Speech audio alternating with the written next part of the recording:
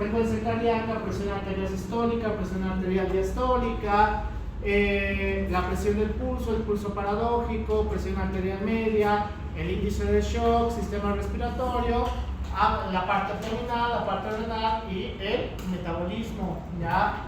En el shock manifiesto, pues esto va a ser muy similar a lo que veíamos con uy, se me dio el nombre de lo que les he enseñado el lunes.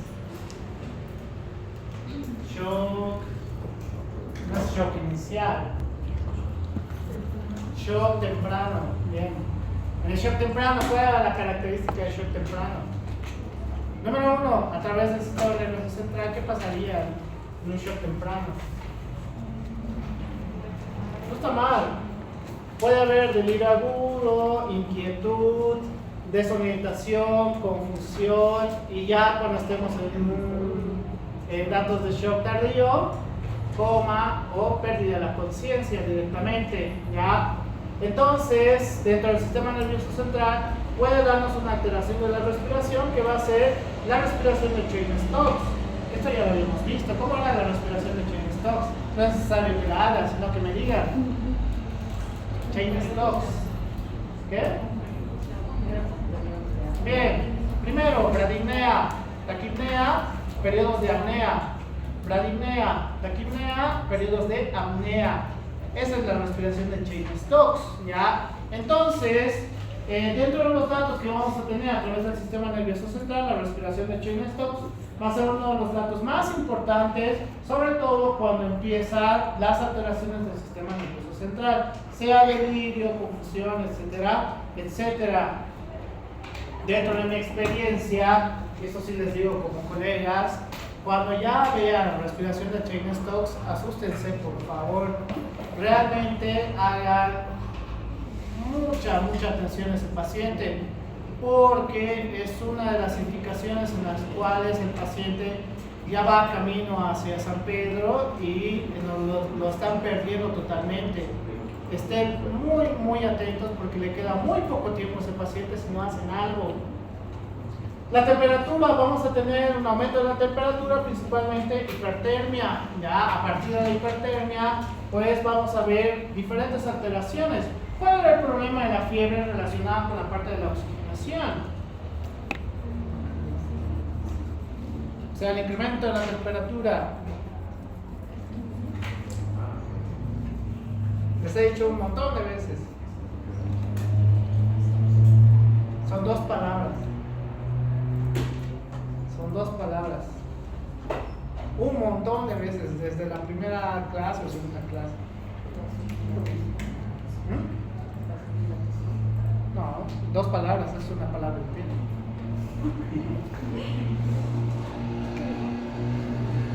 Empieza con A, la primera palabra. Alteración.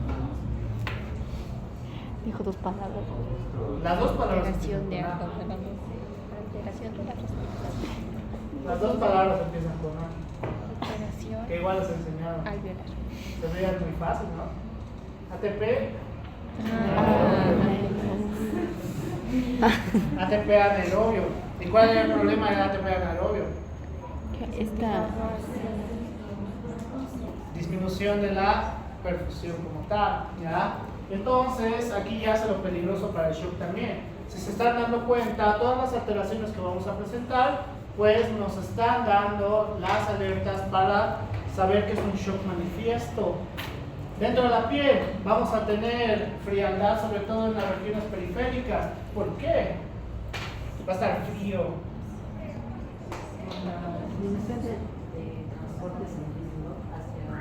Disminución del flujo. Disminución del flujo. El flujo ya no va a llegar a las zonas distales, ya no va a llegar a las zonas distales. Entonces vamos a sentir como a nivel de las extremidades es mucho más frío o inclusive va a tener un tono mucho más azulado, ¿ya?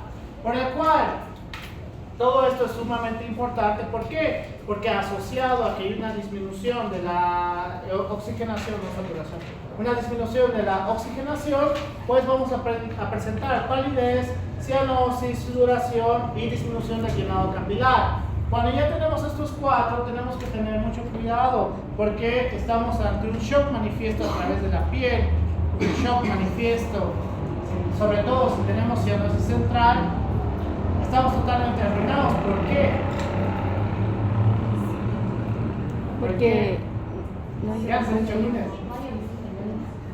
¿Cuál era la diferencia entre cianosis central y cianosis periférica? Bien, una disminución del flujo y la otra, la cianosis central es una disminución de la oxigenación. Entonces, ahí el paciente ya está en lo que el ATLS te refiere, que es un shock tardío, ya un shock tardío. Ya está al borde de llegar al fallo multiorgánico. Estamos al borde de llegar al fallo multiorgánico. ¿Por qué? Fácil de responder. Porque la oxigenación ya no está. Ya la cianosis central está presente. Entonces, todos los órganos no vitales ya empiezan a sufrir la pérdida de la oxigenación. Ya tal cual te dice la definición del shock de fisiopatología. disminución de A ver, otra vez. Insuficiencia, ¿dónde dice insuficiencia? Bien. Perfusión tisular inadecuada. Los datos cardiovasculares, acá va a estar relacionado con lo que anteriormente habíamos visto en relación con el gasto cardíaco, la precarga, la poscarga. Dentro de estos, sobre todo en la insuficiencia cardíaca, vamos a ver una distensión de las venas del cuello, que también se llama ingurgitación yugular, ingurgitación yugular. Dentro de esto, sobre todo con la insuficiencia cardíaca, tenemos que tener mucho cuidado. ¿Por qué?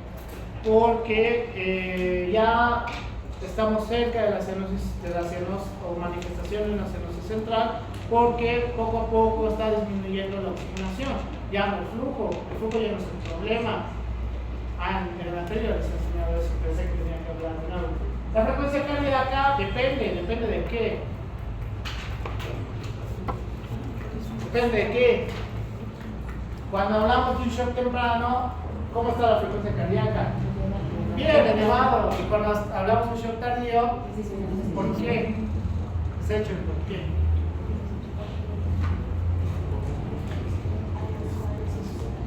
Cuando hablamos de un shock temprano, es un sistema de compensación. Como hay una disminución del flujo y no hay una buena perfusión tisular, entonces se incrementa la frecuencia cardíaca. ¿Cuál es el problema?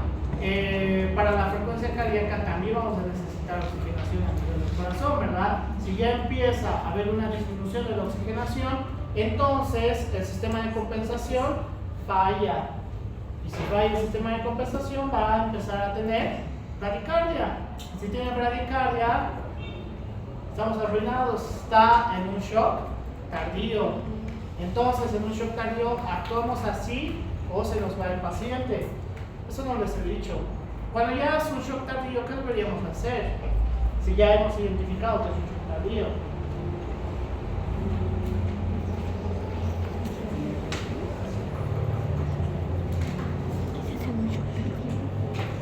¿Qué deberíamos hacer?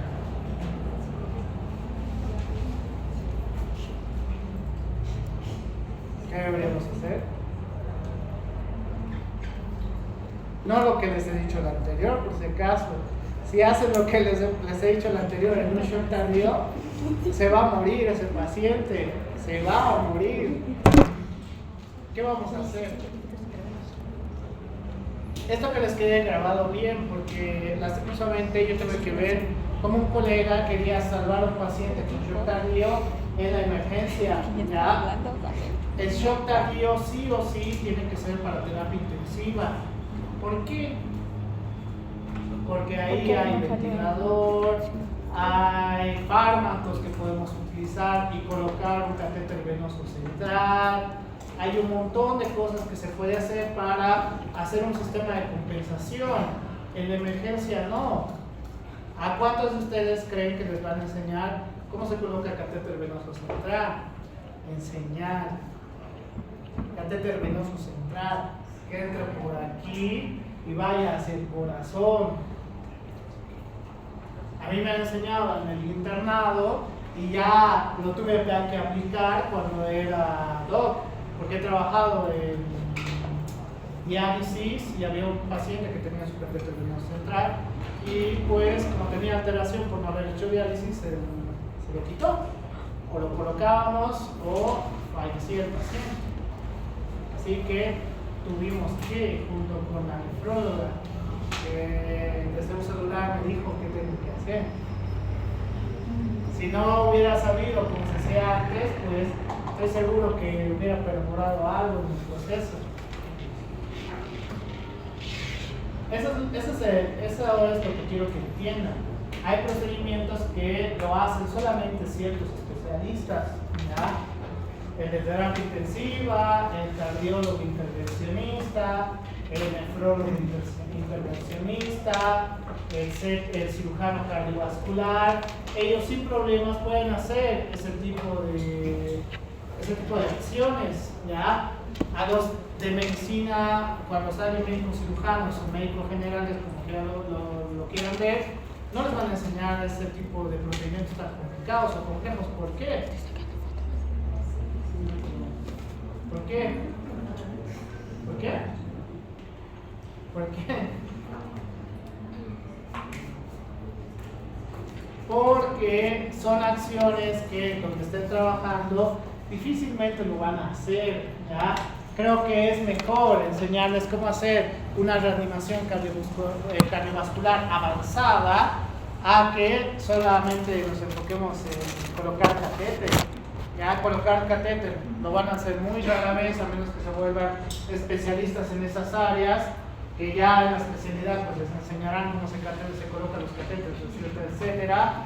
Por ese motivo, pues, no se olviden que el shock lleve a la terapia intensiva, no sean héroes, que no lo van a hacer, no sean héroes ese rato.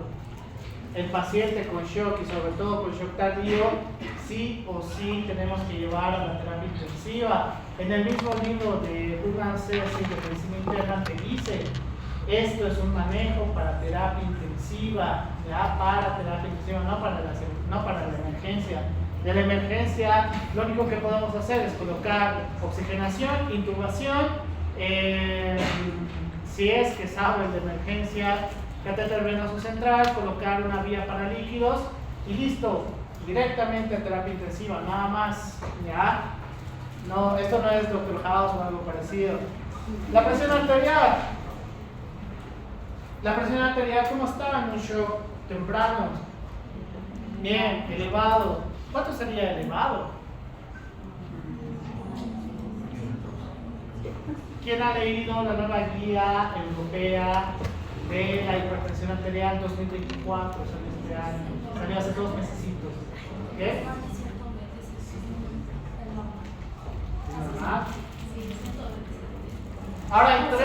Ahora solo hay 3 categorías. ¿Cuáles son las 3 categorías?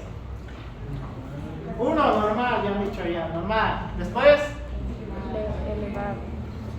No elevado.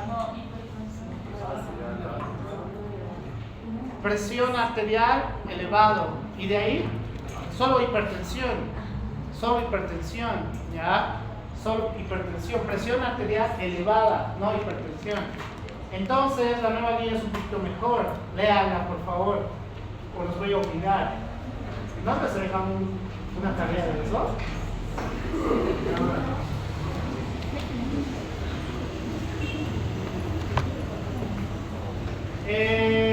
El pulso igual va a ser una gran forma de poder identificar en qué tipo de shock se encuentra. ¿Por qué? En el shock tardío, ¿dónde podemos palpar el pulso? Shock tardío. En zonas centrales, por ejemplo, carótida, femoral y ¿cuál más? No, ese es periférico.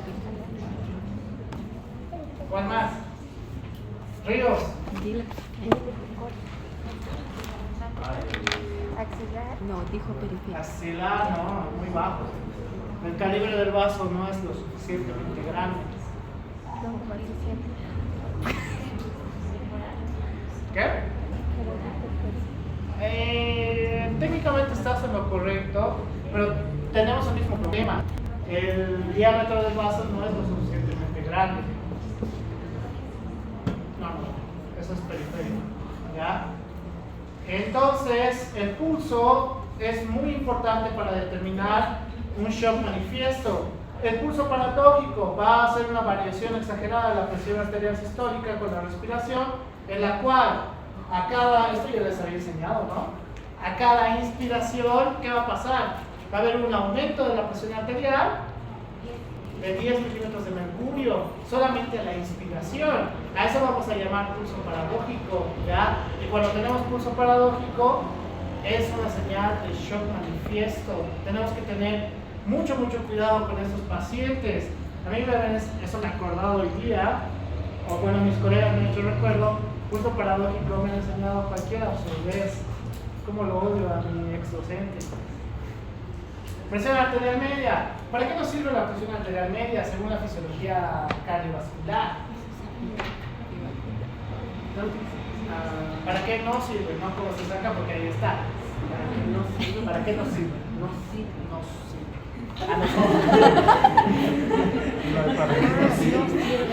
¿Para qué no sirve? O sea, ¿para qué lo necesitamos a la presión arterial media? El sistema renina-angiotensina-aldosterona dice que únicamente trabajaba con la presión arterial. Ya, no está mal, ahí me has atrapado. Pero en este caso, ¿para qué nos serviría la presión arterial media? Está en la guía de la presión arterial. Cualquiera desde el 2022 hacia adelante te dice por qué la presión arterial media es importante. Evaluar los órganos vitales. ¿Para qué? Evaluar los órganos vitales. No tanto así. La presión arterial media te dice que cuando la presión arterial media es menor a 80 milímetros de mercurio, significa que la presión está totalmente baja. Ahí ya no hay un flujo como tal, ya no hay un flujo. Entonces tenemos que tener mucho cuidado con la presión arterial media. Cuando está por encima de 110 milímetros de mercurio, significa que hay un problema de hipertensión arterial, ¿ya? Para eso nos sirve la presión arterial media, para medir cuáles son las consecuencias que podemos tener a partir de las alteraciones de la presión arterial, ¿ya? Tanto la sistólica como la diastólica. El índice de shock, que se lo voy a tomar después. Sistema respiratorio. ¿Qué pasaba en el shock temprano con el sistema respiratorio? Taquipnea. Y en el shock tardío, bradipnea.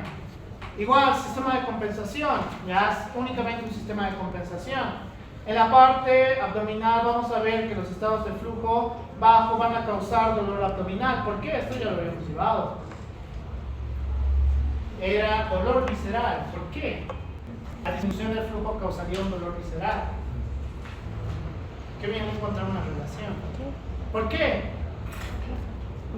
Porque la disminución del flujo causaría dolor visceral. Fácil, es súper fácil. Disminución de la movilidad. No está mal, disminución de la motilidad, pero hay algo más importante para que cause el dolor visceral. Vamos a empezar a estimular quimioreceptores. ¿Por qué? ¿Por qué quimioreceptores? Mayor cantidad de secreción proinflamatoria, principalmente vamos a hablar de las citocinas, ¿ya? Hay una disminución del flujo y a partir de eso también vamos a causar un dolor visceral. Es decir, en el shock manifiesto vamos a tener un dolor abdominal, ¿ya? Un dolor abdominal como tal. A nivel renal, esto es peor, pues vamos a tener una disminución del gasto cardíaco, que lo normal en la parte renal es 20 o 25%, te dice alguna literatura, 30 es mucho. 3 riñones tienes ahí. Entonces, cuando hay una disminución del flujo, vamos a hablar de lo que decía su compañero. Vamos a tener una activación de ¿qué? El sistema renina-angiotensina-aldosterona. Cuando es insuficiente el sistema renina-angiotensina-aldosterona, como lo puede ser en el shock, pues lastimosamente vamos a tener insuficiencia renal, ¿ya? ¿Por qué? porque el gasto cardíaco está disminuyendo. Entonces, el problema posterior al shock tratado es insuficiencia renal aguda. Por eso a los pacientes que tienen shock, que han estado en terapia intensiva, normalmente les hacen diálisis. Hay que ver si se revierte o no el proceso de la diálisis, el proceso de la insuficiencia renal aguda, ¿ya? Hay que tener mucho cuidado y tienen que saberlo ustedes por si tratan de sus pacientes. Y el metabolismo, que es lo peor que te puede pasar, puede llevar a un proceso de metabólica. ¿Y qué les he dicho de los trastornos ácido-base? ¿Ya? Son peligrosos los trastornos ácido-base si no los tratamos, porque podemos tratar lo demás, pero el trastorno ácido-base igualmente va a darnos complicaciones. Ya hemos visto por qué, ¿verdad? Así que todo esto, a diferencia de lo que les enseñaba en IPS, a muy pocos les he enseñado yo IPS en este lugar, les he enseñado el shock de una manera básica. En cambio, cuando ya es fisiopatología, es mucho más amplio, ¿verdad? El shock no tratado, ¿cuál va a ser el mayor de los problemas del shock no tratado? El tiempo que un paciente sobrevive en shock antes del diagnóstico y de la intervención terapéutica depende del estado físico previo del paciente y de la magnitud del episodio desencadenante. Es decir, un paciente que ya tiene un estado físico malo, por ejemplo, pacientes diabéticos, pues hace que el shock no tratado sea de mucha mayor intensidad, ¿ya? Puede ser mucho mayor como tal, por el cual tenemos que tener estos criterios muy al pie. ¿Por qué? Sería lo mismo que le dé shock. Supongamos, qué buen ejemplo, supongamos hay un accidente de tránsito aquí afuera, es un minibús, adelante están 3 personas, el chofer que tiene 40 años, un colegial que tiene 15 años y un anciano que tiene 70 años. ¿Cuál tiene peor pronóstico por un shock hipovolémico? Los 3 tienen la misma cantidad de pérdida de volumen de sangre. El anciano, ¿por qué? Eso es fisiología vascular también. El anciano, ¿por qué? No está mal. La pérdida de la elasticidad es un problema, además que la volemia en el anciano también disminuye. Es decir, si están perdiendo 500 ml los 3 en el accidente, el anciano es el que más de perder tiene. Es decir, que un shock no tratado en ese anciano va a tener mayor probabilidad de muerte, ¿ya? Mayor probabilidad de muerte. Y no me acuerdo si lo he puesto aquí. No me lo he puesto. O acá. ¿Cuál es el shock más común que vamos a encontrar? Bien, el hipovolémico. El shock hipovolémico es el más común que vamos a tener. En segundo lugar de los shocks es el shock cardiogénico. En tercer lugar, el shock obstructivo. Y el último va a ser el distributivo. ¿Por qué? Los shocks anafilácticos no son tan comunes. Y para llegar a un shock séptico, igualmente, has tenido que descuidar a ese paciente o el tratamiento antibiótico terapéutico no es suficiente, ¿ya? La progresión visual de shock tratado o parcialmente tratado nos dice que cuando no se hace un tratamiento adecuado vamos a tener un montón de daños a nivel de los órganos a través de lesión renal aguda, lesión hepática de shock, lesión del hígado, isquemia intestinal, lesión cerebral anóxica y el síndrome de dificultad respiratoria aguda, ¿ya? Es decir, si no tratamos adecuadamente, el pobre paciente va a estar con consecuencias de shock para toda la vida si es que logramos salvar su vida. Por eso tenemos que tener mucho cuidado con el shock. Como decía uno de mis docentes, al shock no hay que tenerle miedo, hay que tenerle respeto. Según el doc, solamente tienen que saber la etiología para saber qué podemos hacer en ese caso. Eso ya les había hablado en lo anterior. Entonces, en el caso del tratamiento tenemos que hablar de la primera hora, que es la hora de oro. Es decir, cuando ya tenemos signo-sintomatología de un shock manifiesto, tenemos que tener qué podemos hacer en este caso para los pacientes. ¿Cuál era la primera acción que podemos hacer? Si empieza acá para llevarlo hasta la clínica de France, por ejemplo, posición del Trendelenburg. La posición del Trendelenburg más oxigenación, y es uno de los primeros pasos buenos que podemos hacer para un paciente shock. Entonces, cuando ya estemos en la emergencia, ahí la oxigenación y la fluidoterapia va a ser las herramientas que mejor podemos aplicar a estos pacientes. El acceso intravenoso, como les decía, la fluidoterapia va a ser de lo mejor que podemos hacer. Eso no les he enseñado, ahora lo enseño. Mi culpa.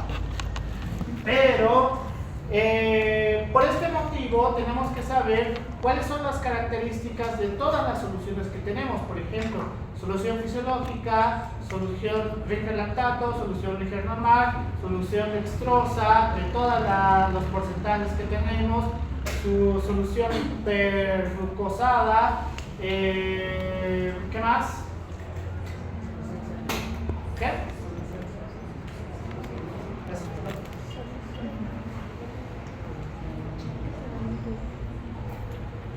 ¿Por qué? ¿Por qué es necesario saber el contenido de todos estos? ¿Y cuál es la característica? Eso sí saben, eso sí les he enseñado. ¿Bien? Si vamos a hablar de las presiones, en el caso de las soluciones, hipertónica, isotónica, hipotónica, ¿para qué nos sirve tener esta información? Para saber ¿Por qué? Cuando hablamos de una solución hipertónica, ¿cuál es la característica de esta solución? Hipertónica. que tiene sobre alta concentración de agua. Eso. Hablando de las presiones. Las presiones. Hipertónica a través de las presiones.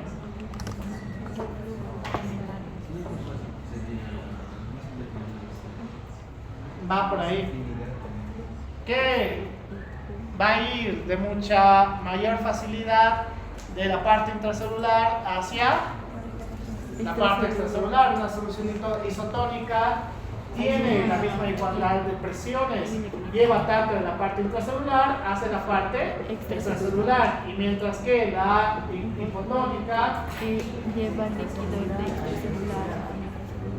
Exacto. Entonces, esto de las presiones a través de las soluciones también es importante. ¿Por qué no puedo dar dextrosa, toda una solución de dextrosa al 50% de un paciente? Porque este puede causar un edema. ¿Por qué? ¿Qué es lo peor que le puedo causar? Edema, ¿Qué es lo peor que le puedo causar? es un edema. Les he dicho a los que han pasado conmigo. No. Pero no. Edema cerebral, ¿por qué?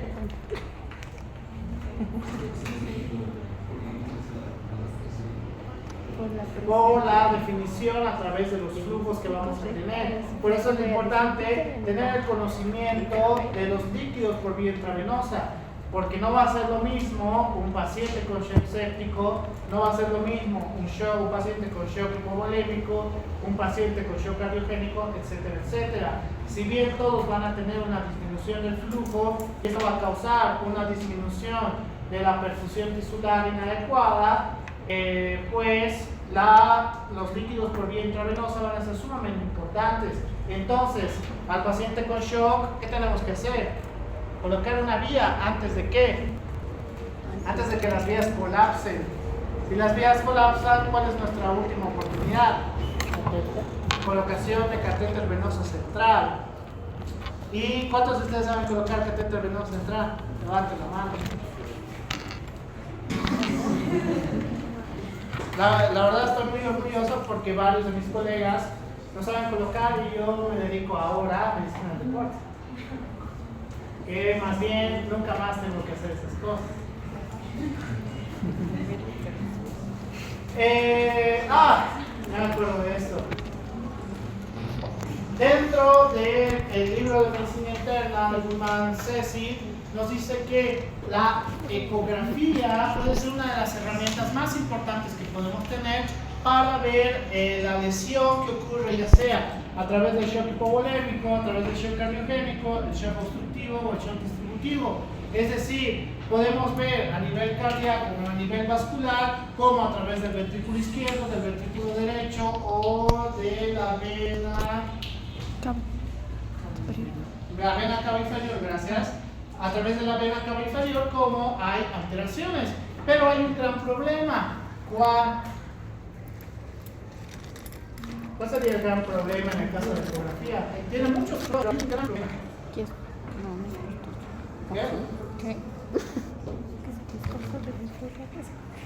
¿Cuál sería el gran problema? Es operador dependiente, es decir, bueno, casi acabo mi diplomado de ecografía, porque lo he dejado por pandemia, porque ya no podía ir a mis clases por obvias razones.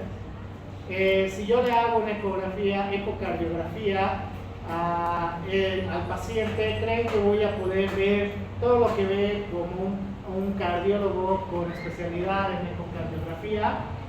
No, ¿verdad? Es decir, voy a poder ver algunas cosas, pero de repente no todo lo que él ve. Ahora, si uno de ustedes que está llevando el diagnóstico por imágenes, hacemos una ecocardiografía, va a poder ver todo lo que nos pide que veamos. No, porque están aprendiendo. Es decir, yo voy a saber un poco más que ustedes, pero estoy seguro que un cardiólogo especializado en ecocardiografía va a saber un montón más que yo, ¿ya? Entonces, el problema de la ecografía y lo que te resalta en el libro es que es operador dependiente. Necesitamos a alguien que sí sepa el manejo y pueda identificar todo lo que se puede identificar en tipos de shock, que ayuda bastante en realidad. Espera, ¿qué es?